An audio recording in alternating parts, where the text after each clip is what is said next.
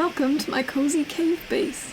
Let me give you a quick tour and then I'll tell you a little bit about why I chose this location for my base. As you first enter the cave, you'll find an assortment of medicines, teas, and emergency stims right here on your left. The weather and wildlife here can be pretty rough sometimes, so we keep this here for easy access. Just crawl your way in, grab what you need, and you'll feel better in no time. We also have 2 moose hide satchels.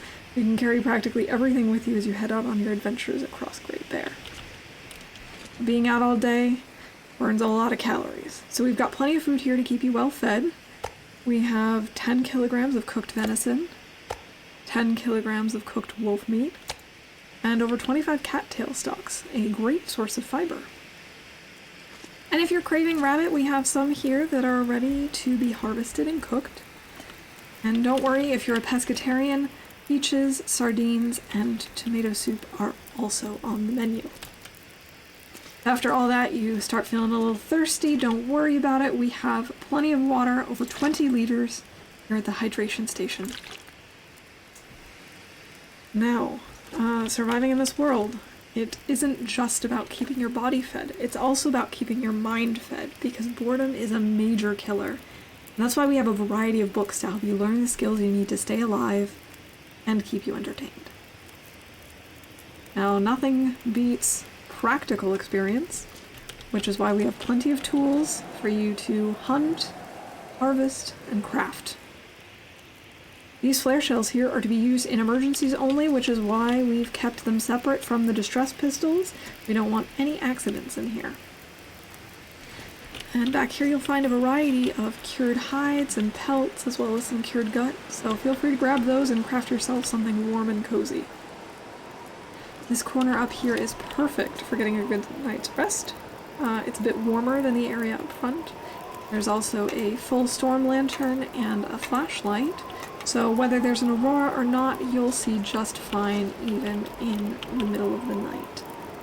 And if the temperature does drop and you start feeling a little chilly, we've got plenty of coal up here to keep your fire going all night long. Now, as we head out, don't forget to grab your crampons. There's lots of weak ice out there. Better safe than sorry. And speaking of better safe than sorry, as we leave the cave, we get a very stark reminder of the dangers of living on Great Bear. It's not called Great Bear for nothing. We must at all times have bearness awareness, lest you want to be surprised by a terrifying, roaring menace and have your gorgeous ear wraps torn to shreds. So, to keep this cave as bear-proof as possible, we light flares at the entrance. And to top it off, we try to ward bears off with the scent of 30 kilograms of cooked bear meat. And to really bring home the message that bears are not welcome here, we've written "No room for bears" in fresh bear meat. And we've also left the carcass of a bear at the entrance to the cave.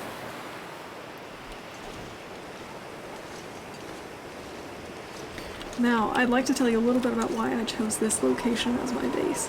Bleak Inlet is actually one of my favorite maps, but since I've started playing on Interloper, I haven't had much opportunity to come here. I usually die before I've gotten all the gear necessary for bracing its harsh weather and cruel wildlife. Nevertheless, I think it is one of the most beautiful regions in Great Bear, and I wanted to take the opportunity to spend more time here. Of course, there are plenty of nice places to stay in Bleak Inlet, and typically when I'm here, I stay in one of the cannery residences over here on the other side of the hill. And I did consider using it as my base, to be honest, but I wanted something a little less man-made and a little bit closer to nature. And that really only meant one thing: a bear cave. Another reason I chose this bear cave is because I have a lot of history with this bear in particular. On one of my first longer runs in Bleak Inlet, I had been doing some fishing in this fishing hut over here.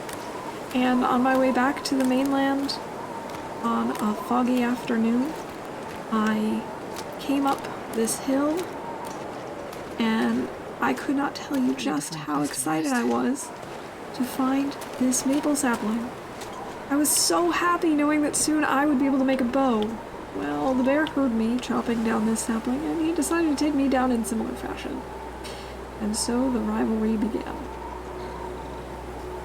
Also, during the Hesitant Prospect Tournament in September last year, I ran into the bear again. But this time, I killed him in a spectacular fashion, and that moment was one of the greatest highlights I'd ever had in this game. So it was clear to me, given my love for this part of Bleak Inlet and my rocky relationship with Mr. Bear, that I had to make his home mine. And the rest is history.